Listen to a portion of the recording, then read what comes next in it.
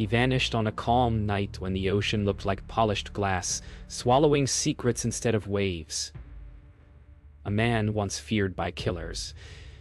A man once feared by killers and courted by presidents disappeared without a trace. What if the man pulling the trigger wasn't the real threat? What if the people shaking his hand were? The last call he ever made was to a number that didn't exist, from a yacht that never returned. For decades, rumors blurred truth and fiction. A CIA defector. A mob hit gone wrong. A ghost fleeing justice. But tonight, a photo surfaces from the Caribbean archives, showing a face the world thought was dead. And if that photo is real, everything we know about power, loyalty, and murder is about to change forever. By morning, the Odyssey had vanished beyond radar. Coast Guard reports said calm waters, clear skies, no storm, no distress call. Only silence. Within hours, whispers spread through political back channels and mob circles alike. A senator missing from a dinner, a briefcase gone, a name scratched from a ledger. Those who knew Michael Rossetti understood one thing. He never left loose ends. Somewhere between power and betrayal, someone decided he'd outlived his usefulness. But who had the power to erase a man the Mafia feared and presidents protected? The FBI called it a marine disappearance. The Mafia called it justice. But Evelyn called it a lie. Hidden beneath those headlines was a paper trail. Bank accounts opened in Panama, campaign funds traced to shell companies, and names no one dared print. The deeper she dug, the more one truth emerged. Michael Rossetti wasn't killed. He was protected. And if he was still alive, someone at the top wanted it that way. In the underworld, loyalty is a contract written in blood. Carmine DeLauro had built his empire on it, until Rossetti broke the code. Weeks before his disappearance, Carmine's closest men were found dead, their bodies burned beyond recognition. It wasn't revenge. It was cleanup. The kind of cleanup ordered from above by men who never got their hands dirty. To Carmine, Rossetti wasn't just a traitor. He was a liability tied to too many powerful names. Weeks turned into years. The Odyssey became legend. A ghost ship. A warning. A story told in hushed tones at mob funerals and political dinners. But legends have a way of coming back. When a photograph emerges showing Michael Rossetti alive on a Caribbean island 10 years later, every lie begins to unravel. Someone survived that night, and someone else made sure the world forgot. The hunt for truth has just begun. Before he became a ghost, Michael Rossetti was a street soldier, another nameless kid from Little Italy with more rage than future. But in the dark corners of post-war New York, rage was a currency. The Mafia needed men like him, loyal, silent, and willing to do what others couldn't. His rise was fast and brutal. Every trigger pulled brought him a step closer to power, a seat at tables where death was signed like business deals. What if every bullet he fired wasn't for survival, but for someone else's ambition? His first hit wasn't for money. It was for belonging. The victim, a mid-level bookmaker who crossed Carmine DeLauro's crew, never saw him coming.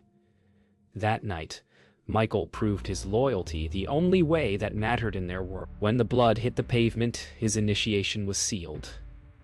From that moment on, he wasn't a man, he was an instrument of control. By the 1960s, Michael had become more than a killer. He was a messenger between worlds.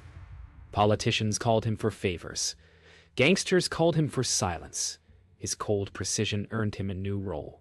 The broker of secrets. Files, payments, names, all moved through him. It was no longer about blood. It was about influence. And influence was the deadliest weapon of all. But the higher he climbed, the more dangerous the air became. Every favor came with a price, every handshake with a leash. Carmine DeLauro warned him, "You can't serve two masters." But Michael believed he could. He wanted freedom, power, and a future beyond the mob's reach. He thought he could play both sides, until both sides decided to play him. Power made him untouchable, for a time. By 1972, Michael was living between two realities, one gilded in political dinners and private jets, the other soaked in blood and silence. At those dinners he dined beside presidents who toasted justice while his hands carried sins too deep to wash clean.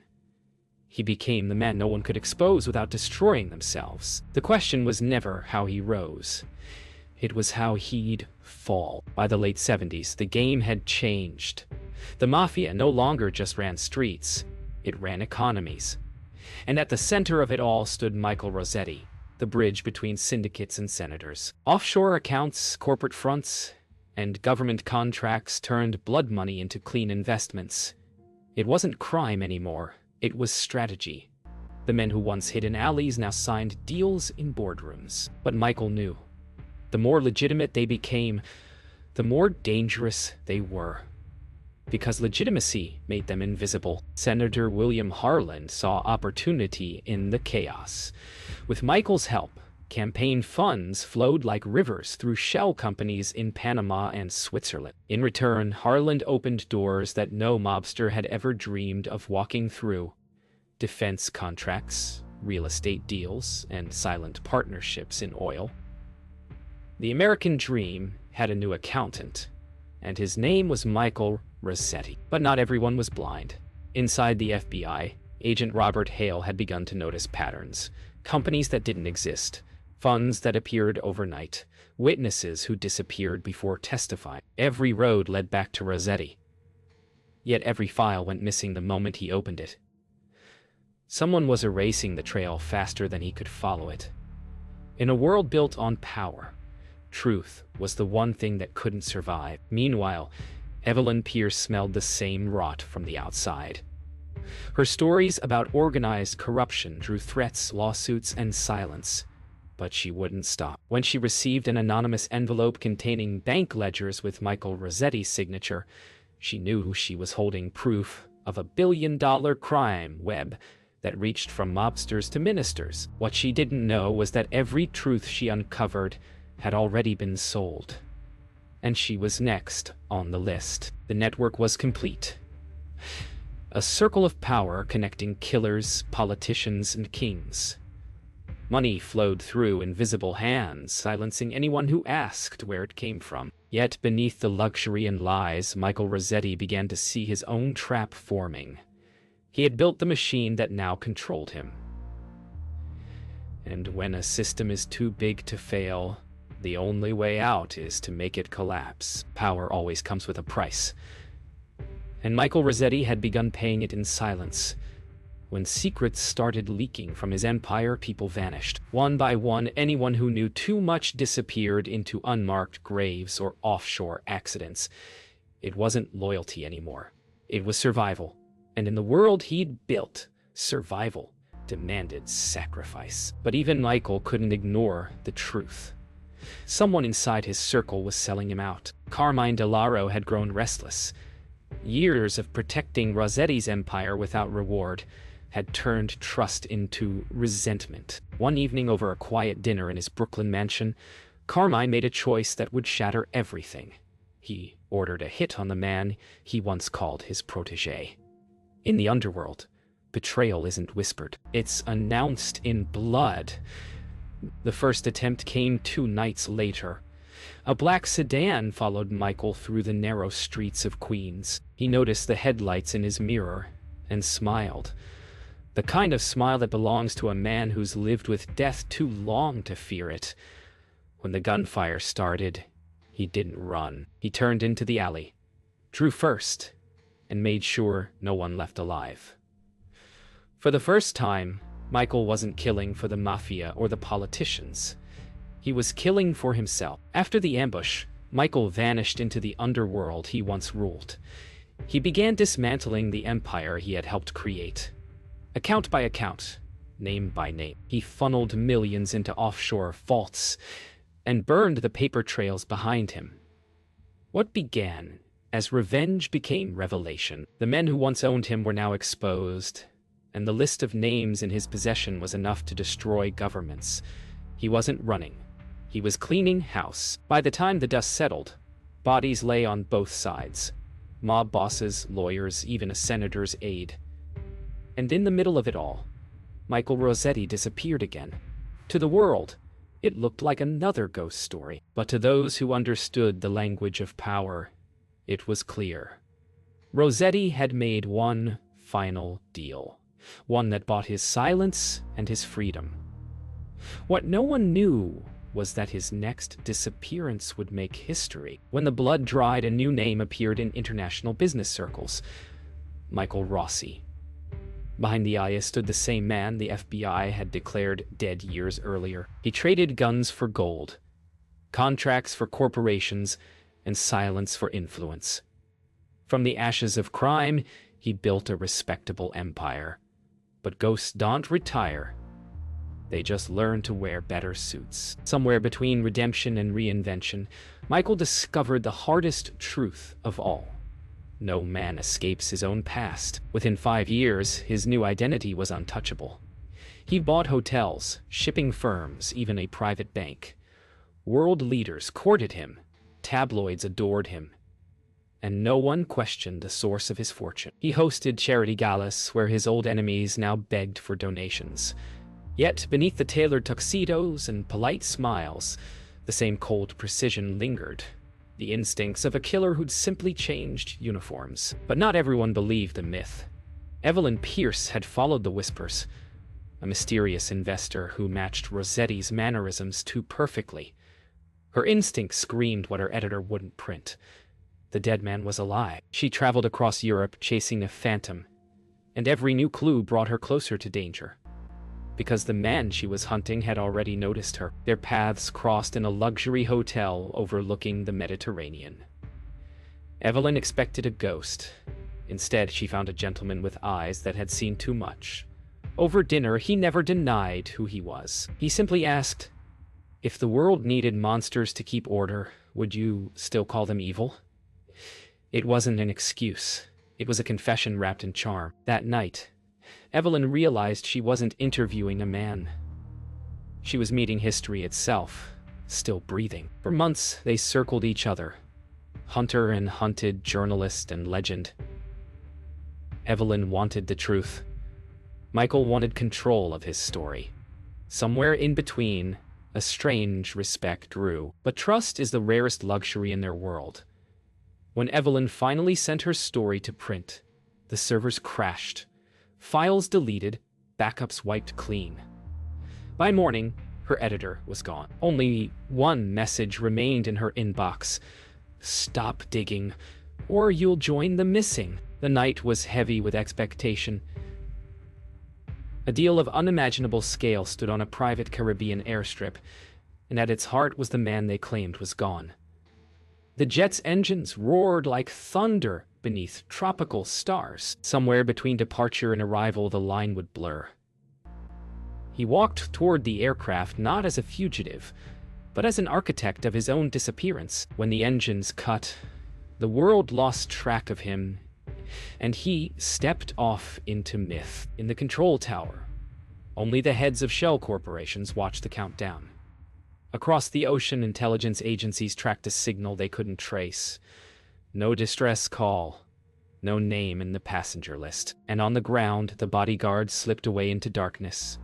When the doors closed on the jet, the transaction was already sealed, and history was silent. The yacht Odyssey became a ghost once more, but this time the escape was inland. A remote villa in the mountains served as safe haven. From there, he watched the world spin. When sunrise reached across the peaks, so did the news feed. Missing? No fly list. Corporate chairman last seen. With every headline, the myth tightened its grip. And somewhere in the valleys below, Rossetti vanished entirely. Meanwhile, Evelyn Pierce pored over satellite images, bank ledgers, and legal filings. For every lead she chased, another closed. The mansion turned into an enigma. Every corporation dissolved. Every record shredded. When the last safe house address returned empty, she realized the final curtain wasn't a capture. It was a vanishing act, and the trail became her prison. The authorities declared him missing. The enemies declared him dead. The allies declared him essential, and the world moved on.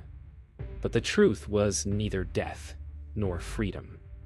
It was deliberate absence. The man who killed for the Mafia, dined with presidents, and vanished without a trace had rewritten his exit. And when loyalty costs lives, who dares to remain loyal? 30 years passed before his name returned to the world. It began with a single photograph, grainy, sun-bleached, captured by a tourist on a Caribbean pier. The man in the image had the same stance, the same gaze, the same scar beneath the left eye. Governments dismissed it as coincidence. The underworld didn't. Whispers spread like wildfire. Michael Rossetti is alive. But if the dead return, what message do they bring? Vengeance or closure? The photograph triggered investigations from Washington to Rome. Offshore accounts once frozen began moving again. Billions shifting through ghost corporations. It was as if a sleeping empire had awakened. Somewhere, someone was pulling strings long thought severed. The old network, rebuilt, rearmed, and invisible, was alive. Only one question remained. Was Rossetti its master or its prisoner? Evelyn traced the money to a small island off the coast of Belize. What she found there wasn't an empire. It was a memory preserved in marble and silence. A secluded villa, once owned by a Michael Rossi, stood empty, its walls lined with portraits of world leaders and forgotten mobsters. In the basement, she uncovered tapes, confessions, names, and evidence that could rewrite history. The ghosts had left her the truth. On the final tape, a familiar voice spoke, calm, deliberate, unbroken by time. "If you're hearing this, you've already chosen your side," it said. Michael Rossetti had recorded his own resurrection, not for power, but for truth. He spoke of presidents who took blood money, wars funded by crime, and deals that shaped decades. It wasn't a confession, it was a warning. The story went public. Tapes leaked online, headlines erupted, and nations trembled. Evelyn's article became the spark that exposed half a century of corruption. Yet no one ever found Michael Rossetti. Some say he died long ago. Others claim he still walks among us, quietly watching the empire he built crumble piece by piece. Legends end where truth begins, and his truth refuses to die.